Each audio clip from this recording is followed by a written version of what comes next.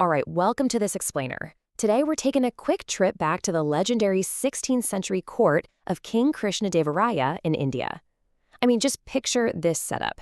You've got this stunning, grand architecture, literally the smartest minds in the entire kingdom gathered in one room, and the air is just thick with intellectual rivalry.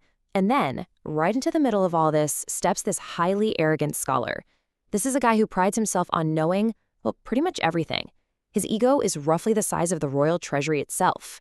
And he hasn't just come for a polite visit. Oh no, he's here to challenge the entire court. So it brings up this really fascinating scenario. What actually happens when deep, theoretical knowledge goes up against pure, unadulterated wit? You know, we so often equate intelligence with just hoarding facts, right? Like how many books someone has read or how much trivia they can memorize. But what happens when that super rigid textbook kind of knowledge goes head-to-head with genuine, on-your-feet, razor-sharp wit? That's exactly the psychological battleground we're diving into today. So our scholar stands right in the center of the royal hall, puffs out his chest, and booms this massive challenge to the room. He says, if anyone in this court can answer my two questions, I will accept them as my guru.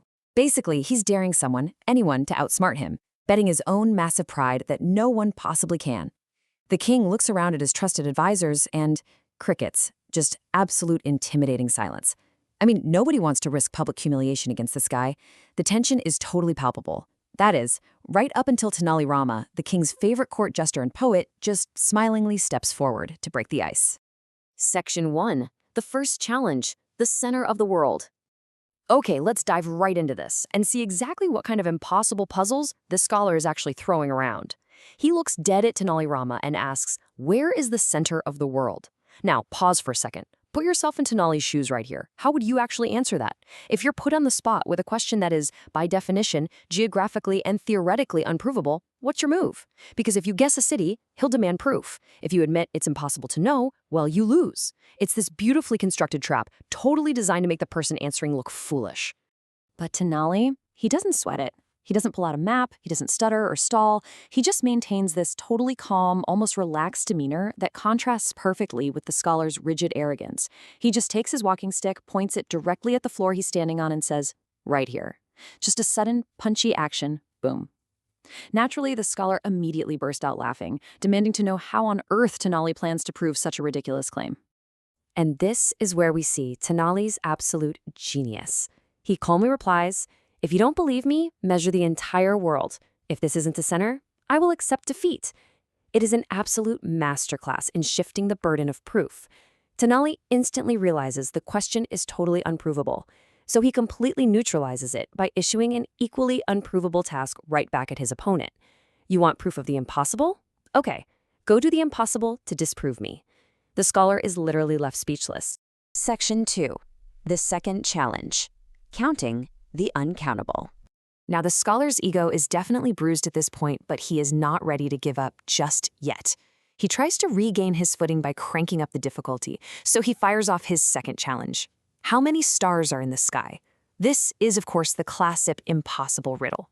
The scholar assumes he's got Tenali totally cornered now. I mean, you can't just point a stick at the ground to get out of this one, right? By asking someone to quantify the literal infinite, he's trying to reassert his dominance. You can practically feel the dramatic tension building back up in the room. But Tenali doesn't even answer right away. Instead, he casually gestures to an assistant to bring a live sheep right into the middle of this grand, hyper-formal royal court. I mean, just imagine the sheer confusion on the faces of the king and the scholar. Once the sheep is just standing there, Tenali casually delivers the punchline. He says there are exactly as many stars in the sky as there are hairs on the sheep's body. The scholar is totally flabbergasted and demands to know how he's supposed to believe that. Tenali just flashes that signature smile of his and drops the hammer. If you have any doubt, first count all the hairs on this sheep, then count the stars and compare. The entire court absolutely erupts. It is a devastatingly clever counter-challenge. Tenali hasn't just answered the question. He's completely highlighted the sheer absurdity of the question itself, entirely dismantling the scholar's bloated ego right in front of the whole kingdom. Section 3. The Scholar's Surrender. Standing there amidst the echoing laughter of the royal court, the scholar finally realizes that his whole strategy of asking unanswerable questions and then demanding practical proof was just fundamentally flawed from the start. He's totally humbled. And, to his credit, he accepts his defeat really gracefully. He turns to the king and admits, "Today I learned that true wisdom isn't just asking difficult questions, but the art of giving the right answer at the right time." He totally accepts Tenali Rama's brilliance, and King Krishnadevaraya, who is immensely pleased with his jester's performance, proudly honors and rewards Tenali. Section 4. What is true intelligence? So the absolutely crucial point here is, what do we actually take away from this? Because this isn't just a funny historical anecdote. It really gives us a framework for understanding intelligence itself. Let's pivot from the fable for a second and look at the direct modern-day application of this. On one side, we have the scholar, representing pure theoretical knowledge. It's rigid, it's totally bookish, and it completely relies on setting the rules of the game in advance. But on the other side, we have Tenali Rama, representing quick wit. It's fluid, it's street smart, and it's highly, highly adaptable. The scholar had the facts, sure, but Tenali had the agility. When the unexpected happens, theoretical knowledge often just freezes up. But quick wit, it assesses the environment and uses literally whatever is available, even a random sheep, to win the day. Ultimately, this story leaves us with a really specific moral about what constitutes real intelligence.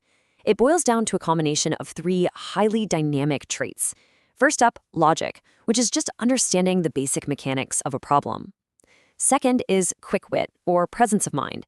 That's the ability to think clearly under immense pressure without totally panicking. And third is situational response, which means tailoring your answer perfectly to the moment, your audience, and your opponent. True wisdom is weaving those 3 elements together in real time. Which brings us to a final thought for you to chew on. In your own life, in your career, or even just in your daily conversations, are you acting like the scholar? Are you trying to prove your intelligence by making things overly complex and asking impossible questions? Or are you acting a bit more like Tenali Rama, staying calm, assessing the actual reality of the moment, and adapting to the situation with wit and grace? It's a pretty powerful shift in perspective, right? Thanks so much for joining me for this explainer, and I really hope you take a little bit of Tenali Rama's quick wit into the rest of your day.